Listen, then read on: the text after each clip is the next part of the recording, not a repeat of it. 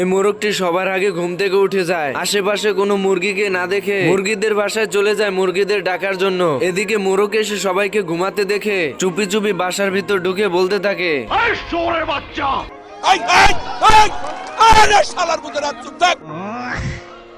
এদিকে তো সব মুরগি বাসা থেকে বেরিয়ে যায়, কিন্তু মোরগ বাসার ভিতর একটি মুরগিকে দেখে তার কাছে গিয়ে বলতে থাকে, আমি বলুম না, আমার শরম করে।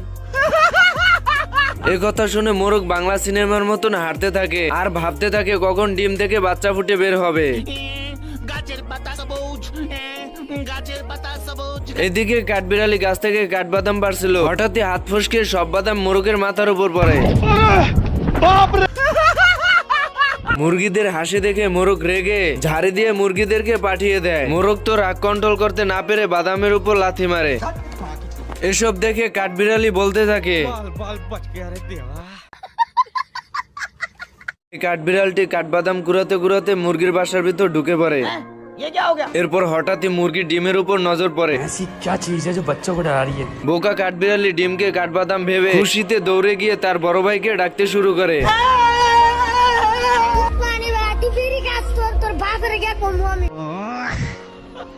বলদ কাঠবিড়ালির কথা মতন চলে আসে এবং তাকে মুরগির ডিম দেখাতে শুরু করে। এসব দেখে বড় কাঠবিড়ালি ছোট কাঠবিড়ালিকে বুঝাতে থাকে যে এটা বাদাম নয়, এটা মুরগির ডিম। কিন্তু বলদ কাঠবিড়ালি এসব বিশ্বাস না করে ডিমের উপর বসে থাকে। এর ভিতরে ডিম থেকে বাচ্চা ফুটে যায়।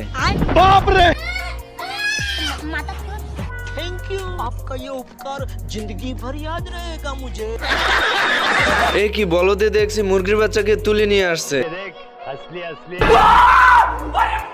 তুমি কি পাগল হইলে না মাথা খারাপ?